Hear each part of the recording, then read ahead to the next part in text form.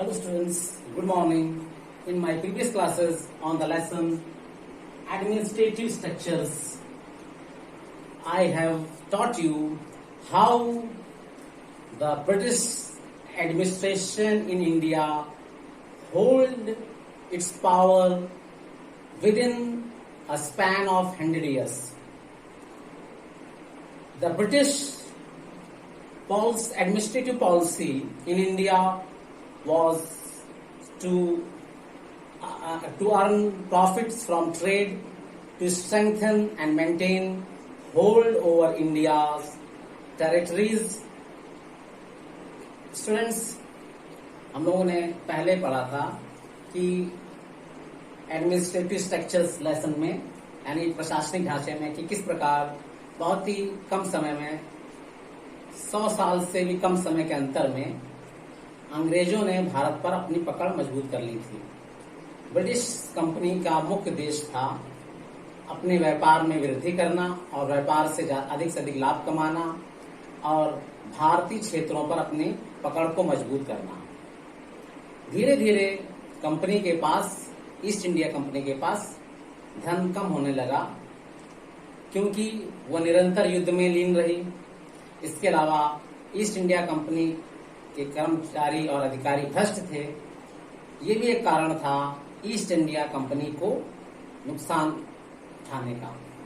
इसलिए east India company ने British parliament से, यानी कि जो वहां पर इंग्लैंड के उस समय राजा थे, उनसे 10 लाख पाउंड की डिमांड करी, जिसके कारण ब्रिटिश पार्लियामेंट को शॉक्ड हो गए, इन्हें सदमा लगा, क्योंकि अंग्रेज अधिकारी ईस्ट इंडिया कंपनी के जब इंग्लैंड वापस आते थे तो उनके पास अकूत दौलत होती थी, लेकिन ईस्ट इंडिया कंपनी की आर्थिक स्थिति इतनी दयनीय हो गई थी, इस बात को जानकर उन्हें अत्यधिक सदमा पहुंचा, जिस कारण उन्होंने ईस्ट इंडिया कंपनी को उस समय के राजा, इंग्लैंड के राजा के अधीन या नियंत्रण में लाने के लिए कुछ एक्ट्स या कानून पारित किए, जिसमें रेगुलेटिंग एक्ट 1773 का था।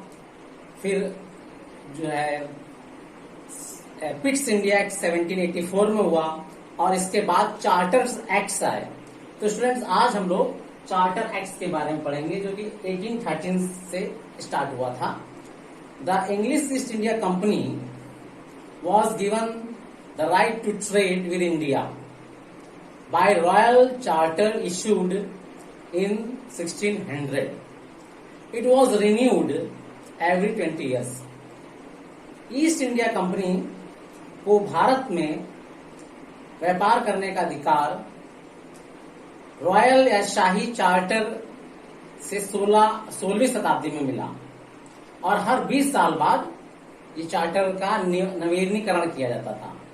The act of 1786 made Cornwallis the commander in chief of the Indian forces, और 1786 के एक्ट या कानून ने कॉर्नवालिस को भारतीय सेनाओं का प्रमुख नियुक्त किया। He was also given the power to override his council and his own responsibilities. 1793 the company was given a new Charter Act of 1793 which was very long, और फिर कंपनी ईस्ट इंडिया कंपनी को 1793 में charter act पारित किया गया जो कि बहुत लंबा था, कानून था। It repealed many old laws, इसमें बहुत से पुराने कानूनों को फिर दोहराया गया, and consolidated the existing ones, और जो उस समय के कानून थे उनको भी उसमें बरकरार रखा गया। However, it did not make any real changes. हालांकि इसमें कोई वास्तविक परिवर्तन नहीं हुए। चार्टर एक्ट ऑफ 1813 का चार्टर एक्ट क्या था? An influential section of British society comprising of rich businessmen demanded to abolish the monopoly of the company in trade. British के समाज के जो प्रभावशाली व्यक्ति थे, जिसमें धनी व्यापारी थे, उन्होंने सरकार से मांग की कि कंपनी का या ईस्ट इंडिया कंपनी का भारत में जो व्यापार का एकाधिकार है उसे समाप्त किया जाए। All the stalwarts like Warren Hastings Malcolm and Monroe defended the monopoly of the company. हालांकि वारन हेस्टिंग्स, मैल्कम और मुनरो ने कंपनी की एकाधिकार का पक्ष लिया. The Act of 1830 got many changes. और जो 1813 का कानून था उसने कई परिवर्तन किए, और ये परिवर्तन थे कि पहला तो था the company was deprived of monopoly trade with India. Company के पास, ईस्ट इंडिया कंपनी के पास भारत के साथ व्यापार करने का एकाधिकार छीन लिया गया था. अब सभी इंग्लैंड के निवासियों के लिए भारत से व्यापार करने की सभी इंग्लैंड के निवासियों को अनुमति दे दी गई थी.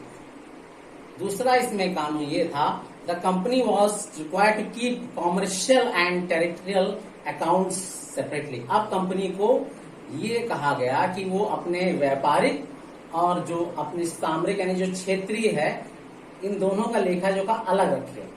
व्यापार से जो कम आय है उसको अलग शो करे, और क्षेत्रीय जो क्षेत्र पर प्रशासन पे खर्चा होता है उससे अलग शो करे. यानी कि दोनों को अलग अलग करने के लिए, लेखा जोखा रखने के लिए इस एक्ट में कहा गया. स्टूडेंट्स, नेक्स्ट क्लास में हम इसी एक्ट के बारे में और डिटेल में आपसे डिस्कशन करेंगे. Thank you very much.